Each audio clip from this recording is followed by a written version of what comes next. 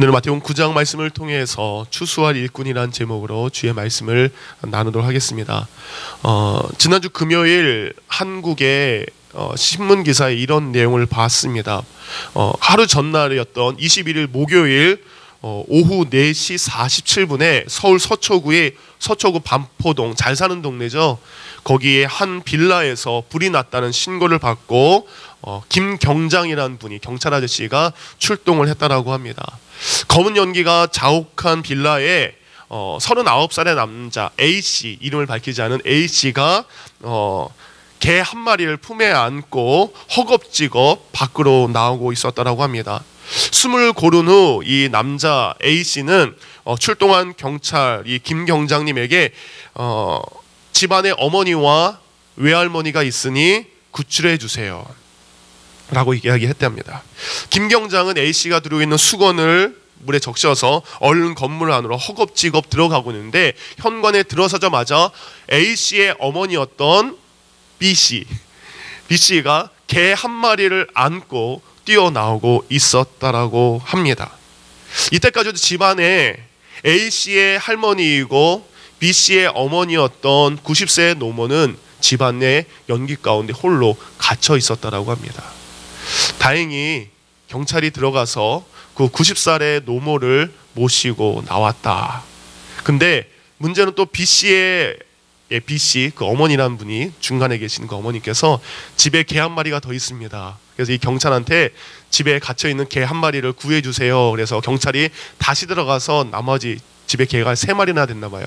3마리를 끌고 나왔다는 이야기를 들었습니다. 어쨌든 연기를 많이 마신 할머니였지만 건강에는 다행히 지장이 없었다라고 합니다. 이 사건을 들으면서 여러분 마음이 어떻습니까? 어머니를 남겨놓고 외할머니를 남겨놓고 개 한 마리를 들고 나온 A씨, 어머니를 남겨놓고 여기서 어머니는 시어머니가 아니었습니다. 시어머니라면 이럴 수도 있지만 자기의 친어머니였어요. 친어머니를 놔두고 개 한 마리를 낳은 그 어머니. 어제 두란노 평생대학에서 김주열 목사님이 이제 이 이야기를 하시면서 저도 이제 기사를 잠시 봤었는데, 어쩌면 우리 소망의 어르신들이 어저께 두란노 평생대학에 오신 분들이 이 이야기를 들으면서 굉장히 씁쓸해하셨던 것이 생각이 납니다. 세상이 점점 잘못된 것으로 바뀌어가고 있는 것 같습니다. 당연하지 않은 것이 당연한 것이 되는 세상에 우리는 살아가고 있습니다. 잘못된 것이 잘된 것이라고 여겨지고, 그리고 잊지 않아야 될 일들이 일어나고 있는 일들이 우리 사회에 살고 있습니다. 자신의 할머니와 자신의 어머니보다 한낱 개를 더 소중하게 여기는 이 손자의 모습, 딸의 모습, 어떻게 저럴 수 있을까라고 생각이 되지만 그 모습은 여러분 우리의 모습일 수도 있습니다. 더 소중히 여겨야 될 것에 우리는 소중히 여기지 않습니다. 우리는 더 가치 있게 여겨야 될 것을 가치 있게 여기지 않는 모습이 우리에게도 있다라는 겁니다. 무디 성경학교의 소장이었던 조 스테일리라는 목사님께서 그에 져서 그리스도를 따르면서 이런 내용을 적었습니다. 우리들 중 많은 사람들은 그리스도가 우리를 따르기 위해 존재하는 것 같은 그런 신앙생활을 하고 있다. 그리스도가 우리의 요구를 충족시켜주기 위하여 존재하는 것처럼 믿어버리고 있다. 곧 예수님의 존재가 내가 예수님을 따르는 것이 아니라 예수님이 나를 따르는 것, 내가 예수님의 필요를 채워드리고 예수님의 말씀에 순종하여 충족시켜드리는 것이 아니라 예수님이 내게 필요한 것을 채워주시는 분, 예수님께서 내게 있어야 될 것을 주시는 분으로 우리의 신앙생활이 바뀌고 있다는 겁니다. 예수님께서 그의 제자들을 부르실 때에 그 제자들은 내가 너희를 가르치고 내가 너희를 인도하고 내가 너희를 지도하겠다라는 의미에서 제자들을 부르신 겁니다. 그럼 제자들은 곧 제가 스승이신 예수님의 가르침에 따르겠습니다. 그 가르침을 제가 배우겠습니다. 스승이신 예수님처럼 살겠습니다 라는 것을 의미하는 것입니다. 그렇지만 우리의 믿음은 바뀌고 있는 것 같습니다. 예수님이 내 말을 들어야 됩니다. 예수님이 나를 따라와야 됩니다. 예수님이 나의 가르침을 받아야 됩니다 라는 모습이 우리에게 있지는 않습니까? 우리에게 이런 생각도 있는 것 같습니다. 예수님이 요즘 세상을 잘 몰라요. 예수님, 요즘 세상은 예수님이 살던 그 땅과 우리가 살던 동네랑 그 땅은 다릅니다. 예수님, 우리 동네 사람들은 예수님이 살던 사람들과 다릅니다. 그때와 지금과 비교하지 마십시오. 제가 이 시대를 더 잘 알고, 제가 이 동네 사람들을 더 잘 알고, 제가 이 시대를 어떻게 살아야 되는지 더 잘 알고 있습니다. 이런 말을 하면서 결국 내 중심적인 신앙, 내 마음대로의 신앙을 하다 보니까 결국 그 신앙에는 기쁨도 없습니다. 그 신앙에는 은혜도 없습니다. 그리고 내가 원하는 것과 내가 생각하는 것과 예수님의 가르침이었던 성경 말씀이 자꾸 충돌을 하게 되는 거죠. 그러다 보니까 더 깊은 실패와 좌절을 맛보게 되는 게 현대를 살고 있는 우리 제자들의 모습, 우리 성도들의 모습이 아닌가 생각을 해봅니다. 이렇게 내 중심적으로 살고 있는 이들에게 예수님은 누가복음 8장 34절을 통해서 이렇게 얘기하십니다. 무리와 제자들을 불러 이르시되 누구든지 나를 따라오려거든 자기를 부인하고 자기 십자가를 지고 나를 따를 것이니라. 누구든지 자기 목숨을 구하고자 하면은 잃을 것이요 누구든지 나와 복음을 위하여 자기 목숨을 잃으면 구원하리라. 믿음 생활이라는 것은, 신앙생활이라는 것은 제자인 내가 스승이신 예수 그리스도를 따라가면서 나를 부인하겠습니다, 나를 내려놓겠습니다, 나를 포기하겠습니다 라는 것을 의미합니다. 이렇게 예수님을 위해서 내가 부인되었을 때, 예수님을 위해서 내가 포기되었을 때에 예수님을 위해서 내가 목숨까지도 희생된 그들에게 그런 사람은 구원을 얻게 될 것이다, 그런 사람은 생명을 얻게 될 것이다 라고 말씀하시지만, 여전히 나를 포기하지 못하고 여전히 나를 내려놓지 못하고 여전히 내 중심적으로 신앙생활한다면 그 사람은 자기의 목숨을 얻는 사람 같지만 그 사람은 자기의 생명마저도 잃어버리고 구원마저도 얻지 못하는 사람이 될 것이다 라고 예수님은 우리에게 말씀하고 계십니다. 우리의 교회 생활도 마찬가지 있는 것 같습니다. 교회에는 여러 가지의 일들을 결정할 일이 참 많습니다. 부서마다, 그리고 일이 진행될 때마다 많은 결정사항들이 있습니다. 근데 교회를 결정할 때에 우리는 자기가 알고 있었던 것, 자신이 알고 있는 방법만을 주장할 때가 있어요. 제가 이제 여기서는 편하게 이제 얘기를 하겠습니다. 우리 바자회를 준비하면서 우리 친교실 옆에 문을 나가서 그늘을 하나 만들어야 되겠습니다라는 의견이 있었던 것 같아요. 그래서 그쪽에다가 이제 일할 때 힘드니까 그늘막을 좀 했으면 좋겠습니다라는 의견이 있어서 여러분들이 모여서 회의를 한 것 같습니다. 이렇게 해야 됩니다, 저렇게 해야 됩니다, 이렇게 져야 됩니다, 이렇게 해야 됩니다. 많은 의견들이 있었고 많은 방법들이 논의된 것 같습니다. 근데 결론은 무엇입니까? 아직까지 지어지지 않았습니다. 아직까지 아무것도 되지 않았습니다. 저는 그거를 해야 된다 말아야 된다의 문제를 말하고 있는 것은 아닙니다. 할 수도 있고요, 안 할 수도 있습니다. 근데 교회일이랑 결정할 때 자기 생각, 자기 주장, 자기 방법만을 내세우다 보면 수많은 방법들이 나올 수 있습니다. 근데 그것을 통해서 충돌이 있을 수 있고 다툼이 있을 수 있다는 겁니다. 내 생각도 맞는 것 같고 내 방법도 맞는 것 같지만 저 사람의 방법도 맞다라고 인정해 주시고 그렇게 한번 해볼까 묵묵히 옆에서 도와준다면 그것이 일이 은혜롭게 진행되는 모습인 줄 믿습니다. 오늘 성경을 보면 이제 나를 버리고 내 생각을 버리고 내 고집을 버리고 예수님을 따라가는 자들, 그들에게 예수님께서 보여주신 세 가지의 모습을 성경은 기록하고 있습니다. 그 예수님의 모습이 곧 나의 모습이 될 때에 우리 안에 예수 그리스도의 그 놀라운 모습이 되어야 될 줄 믿습니다. 곧 우리가 작은 예수 그리스도, 우리가 예수 그리스도다운 그 제자다운 삶이 우리에게 나타날 줄 믿습니다. 예수님께서 어떤 일들을 하셨습니까? 오늘 본문 35절입니다. 예수께서 모든 도시와 마을에 두루 다니사 그들의 회당에서 가르치시며 천국 복음을 전파하시며 모든 병과 모든 약한 것을 고치시니라. 근데 오늘 본문, 저희가 읽었던 본문과 똑같은 본문이 그 앞에 마태복음 4장 23절에 이렇게 나옵니다. 예수께서 온 갈릴리를 두루 다니사 그들의 회당에서 가르치시며 천국 복음을 전파하시며 백성 중에 모든 병과 모든 약한 것을 고치시니, 이제 장소에서 갈릴리에서 모든 도시 모든 마을만 빼고는 모든 것이 다 똑같습니다. 곧 예수님의 모든 사역은 세 가지의 중심적인 사역을 통해서 알 수 있습니다. 곧 4장에 예수님께서 이 말씀을 한 후에 5장부터는 가르침의 사역, 산상수훈의 사역과 그리고 천국 복음에 대한 사역이 나옵니다. 그리고 8장부터 9장 이 본문 전까지는 모든 약한 것을 가지고 있는 사람, 약점을 가지고 있는 사람, 불쌍한 사람, 병자들, 그들의 아픔을 낫게 해주신 예수님의 모습이 기록되어 있습니다. 곧 예수님께서는 가르치시고 전파하시고 아픈 자들, 불쌍한 영혼들을 긍휼하게 여기신 사역이 예수님의 사역이었습니다. 곧 이 사역은 누구의 사역입니까? 오늘 제자로 살기를 원하는 바로 우리의 사역이요, 우리의 모습이 있어야 될 줄 믿습니다. 첫 번째, 예수님의 가르침의 모습을 우리는 본받아야 됩니다. 성장 그리고 성숙하는 것은 교육, 말씀을 통해서 이루어집니다. 예수님의 가르침은 우리의 가르침과 달라서 우리의 삶을 변화시켜주는 능력이 있는 줄 믿습니다. 산상수훈이 다 끝난 후에 마태복음 7장 28절부터 29절은 이렇게 말씀하고 있어요.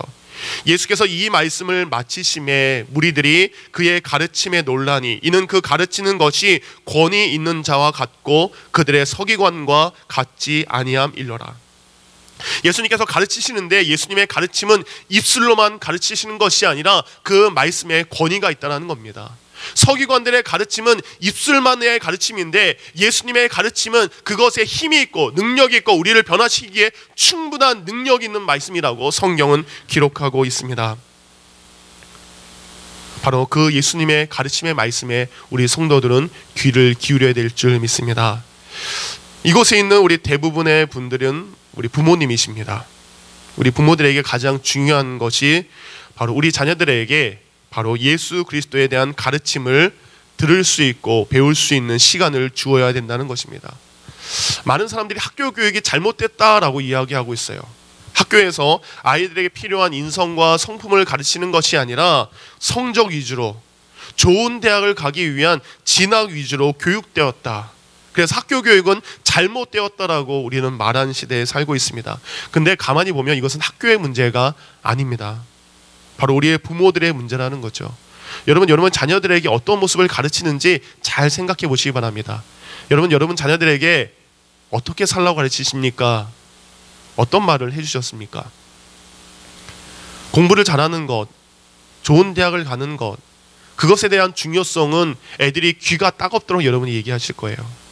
근데 인생을 살아갈 때에 어떻게 믿음으로 살아가야 되는지, 어떤 말씀을 들으면서 살아가야 되는지 우리는 가르치지 않고 있다는 겁니다.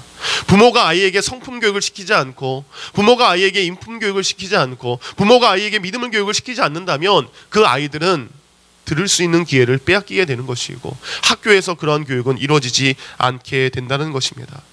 우리 아이들이 자라는 이 시대에게 가장 필요한 것은 아이들이 믿음을 배울 수 있는 시간, 우리 아이들이 말씀으로 자랄 수 있는 시간, 우리 아이들 가운데 예수 그리스도의 말씀을 접할 수 있는 시간을 가장 많이 줘야 된다는 것입니다.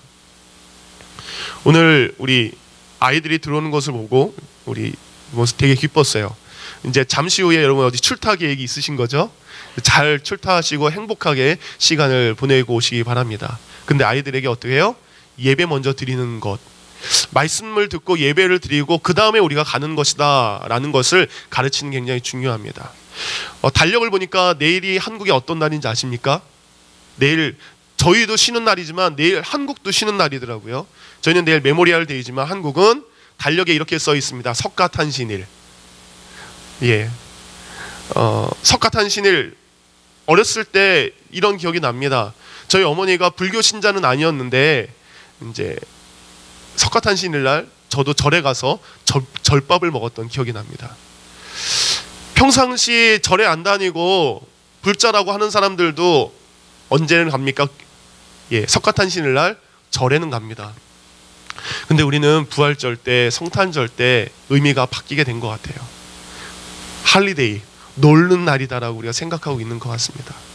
우리 아이들에게 예수님 앞에 예배하는 것, 우리 아이들이 예수님의 말씀으로 귀하게 자라는 것, 그것을 잘 가르쳐 주시기 바랍니다.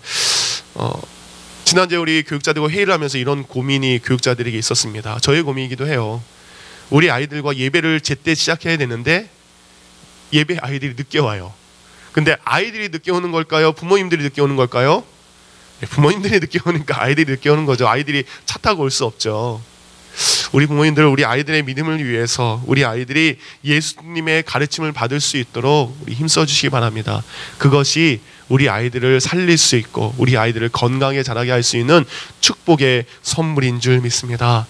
바로 예수님의 가르침의 사역, 그 가르침을 우리가 듣는 모습이 제자된 우리에게 있어야 될 줄 믿습니다. 두 번째 예수님의 모습은 천국 복음을 전파하는 모습입니다. 세상에서 제일 무서운 사람이 무엇일까라는 넌센스 퀴즈가 있습니다. 여러분, 세상에서 제일 무서운 사람이 누굴까요? 세상에 제일 무서운 사람은 물불 안 가리는 사람이라고 합니다. 그래서 물불 안 가리는 사람이 누구죠? 119 구조대원들이죠. 미국은 911 구조대원들이죠. 근데 911 구조대원들보다 더 무서운 분들이 있다라고 합니다. 거기에 나와 있는 거로 물불 안 가리고 열심히 전도하는 사람이 가장 무서운 사람이라고 이 책에 나와 있더라고요. 천국 복음을 전파하는 것, 이것은 마치 911, 119에 신고받은 그 소방관이 불길 속에 빠져있는 사람을 건지는 것과 마찬가지입니다. 유다서 1장 23절은 우리에게 이렇게 말하고 있습니다. 또 어떤 자를 불에서 끌어내어 구원하라. 또 어떤 사람을 불에서 끌어내어 구원하라. 바로 천국 복음을 전파하는 것은, 예수님 믿으십시오라고 천국 복음을 증거한 것은, 예수님께서 그렇게 하셨던 것은 그대로 놔두면 저 지옥불에서, 저 심판의 불에서, 저 자욱한 안개 속에서 죽을 수밖에 없기 때문에 예수님은 그들을 부활해서 구원하기 위해서 천국 복음을 전파했던 것처럼, 우리가 제자라면 소방관의 마음을 갖고 저 불길 속에서 죽어가는 사람, 저 불길 속에서 질식해 갈 사람, 그 사람을 구원해 가는 것, 그 예수님의 모습이 오늘 제자로 살고 있는 성도된 우리의 모습 가운데 있어야 될 줄 믿습니다. 우리 오늘 기도 제목 가운데 샬롯에 있는 목회자들과 교회가 불신자를 전도하기 위해서 하나가 되어야 된다라는 기도를 했습니다. 사람을 구원하는 것, 그것보다 더 중요한 것이 어디 있겠습니까? 네팔에 지진이 났을 때 여러 가지의 사진이 구글에 올라왔습니다. 그 사진 중에 가장 인상 깊었던 것은 아주 갓난아이 남자아이였어요. 이 아이가 이만큼 흙 속에 갇혀 있는 거예요. 아이의 얼굴은, 몸은 먼지와 흙으로 뒤덮여 있습니다. 그것에 수많은 사람들이, 장비가 없어요. 손으로 수많은 사람들이 달려들어서 그 아이를 구원하기 위해서 손으로 그 옆에 있는 흙들을 파는 사진, 그 한 장의 사진을 본 기억이 납니다.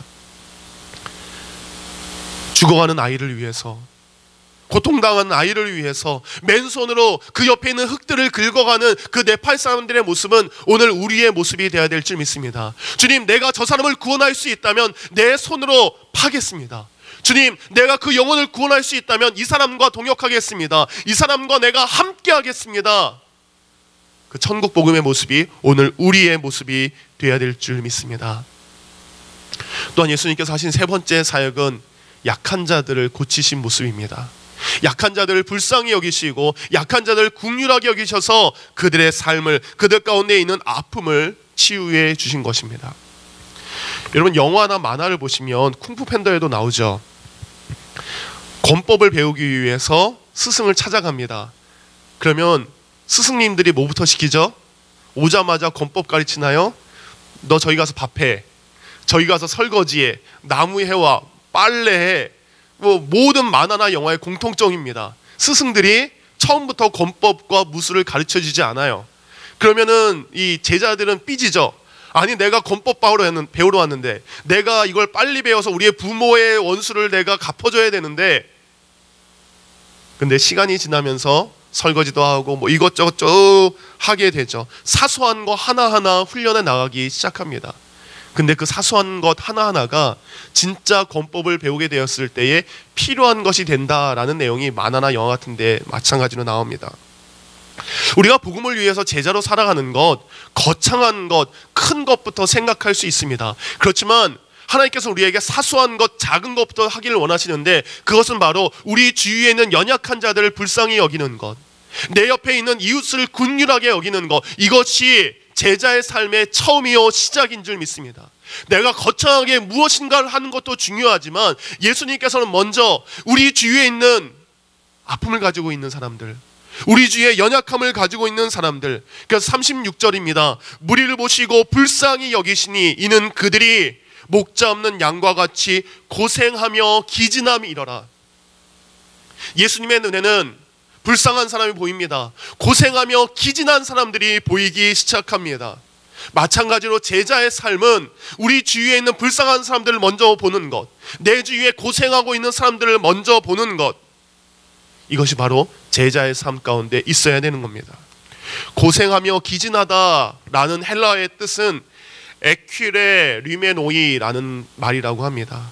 이것은 가죽을 벗기다 그리고 칼로 썬다라는 끔찍한 말입니다. 고통을 당하는 모습이 내 가죽을 벗기는 것 같은 고통을 당하고 있는 사람, 칼로 썰림을 당하고 있는 것처럼 아픔에 찔림을 당하고 있는 그 사람을 보는 것처럼 보아야 된다는 것입니다. 또 다른 표현은 민망히 여기다라는 표현이 있습니다. 이 민망히 여기다는 것은 창자 속에서 동정심이 우러나와서 마음을 움직이는 것. 누군가를 볼 때에, 예수 그리스도를 믿지 않는 영혼을 볼 때에, 공경에 빠진 사람을 볼 때에, 아픈 사람을 볼 때에 바로 이러한 심정으로 보는 것, 이것이 예수님의 마음, 이것이 바로 제자들의 마음이라는 것입니다. 바로 그들을 위해서 우리의 것을 나누는 것, 이것이 바로 제자의 모습입니다. 존 웨슬리 목사님이 이런 이야기를 했다라고 합니다. 제가 영어를 하지 않는데 영어로 한번 읽어드리겠습니다. Gain all you can, save all you can, then give all you can 이란 말입니다. 이것은 뭐죠? 벌 수 있는 한 벌어라, 저축할 수 있는 대로 저축해라, 그렇지만 나눠줄 수 있는 대로 나눠주라 라는 말입니다. 벌어라, 저축하라, 그리고 나누어 주라. 내게 있는 것을, 내게 주어진 것을 나눌 수 있는 그 삶, 그 사람이 진정한 제자의 모습인 것입니다. 이렇게 제자의 삶을 살 때 가르침을 받고 천국 복음을 증거하고 그리고 연약한 사람들을 긍휼하게 여기는 사람에게 나타나는 축복은 그들의 영적인 눈이 띄어진다는 겁니다. 영적인 눈은 띈 제자들에게 예수님이 이런 말씀을 하십니다. 37절, 이에 제자들에게 이르시되 추수할 것은 많되 일꾼이 적으니 그러므로 추수한 주인에게 청하여 추수할 일꾼을 보내주소서 하라 하니라. 우리가 믿음으로 살아갈 때에 예수님과 같은 눈으로 추수할 것들이 보이기 시작합니다. 추수할 것은 무엇입니까? 거둬들여야 될 것들입니다. 추수한다는 의미는 구원으로 인도한다는 것입니다. 그건 내가 제자의 삶을 살았을 때에 내 영적인 눈이 띄어져서 세상을 보면서 야 좋다라고 얘기하는 것이 아니라 내가 해야 될 일들, 내가 추수해야 될 일들이 바로 제자들의 눈에 보이게 된다는 겁니다. 그리고 그 추수할 것이 많다는 그 예수님의 모습이 보이게 되는 것이고, 그리고 그 추수할 일꾼들을 보내주실 하나님 아버지를 볼 수 있는 눈이 바로 띄어지게 된다는 것입니다. 제자의 삶을 살면 이제 그 영적인 눈을 통해서 주님, 내가 감당해야 될 것이 너무나 많습니다. 그 감당할 일꾼들을 보내시는 하나님 아버지가 내가 잘 보입니다. 그 추수할 일꾼들을 도우시는 예수님을 내가 볼 수 있습니다 라는 영적인 놀라운 일들이 이루어지게 되는 것입니다. 사랑하는 우리 성도님들, 우리는 추수할 일꾼들이 되어야 될 줄 믿습니다. 여러분 눈에는 지금 무엇이 보입니까? 더 큰 집이 보이고, 더 좋은 자동차가 보이고, 더 좋은 옷이 보이고, 더 좋은 환경이 보이십니까? 근데 예수님께서 우리에게 보라 말씀하십니다. 추수해야 될 수많은 바로 광야에 있는, 그리고 논밭에 있는 추수할 것들을 보기를 원하십니다. 그리고 추수할 일꾼을 부르시는 예수님의 음성, 그리고 추수할 일꾼들을 보내고 싶은 아버지의 마음을 보기를 원하십니다. 우리 사랑하는 성도님들, 예수님이 하셨던 것처럼 여러분이 가르치시고 배우시고 전파하시고 긍휼하게 여기실 때 바로 여러분에게 이러한 놀라운 일들이 일어남을 통해서 제자다운 제자, 성도다운 진정한 성도가 되기를 우리 주 예수님의 이름으로 축원합니다.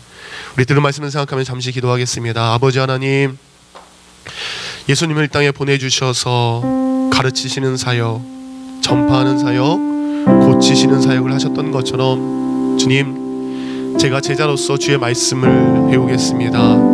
그리고 천국 복음을 전파하겠습니다. 그리고 연약한 자들을 긍휼하게 여기겠습니다. 그런 제자가 되어서 세상을 바라보는 눈이 추수할 것이 참 많다, 이런 영적인 눈이 띄어지게 하여 주시옵소서.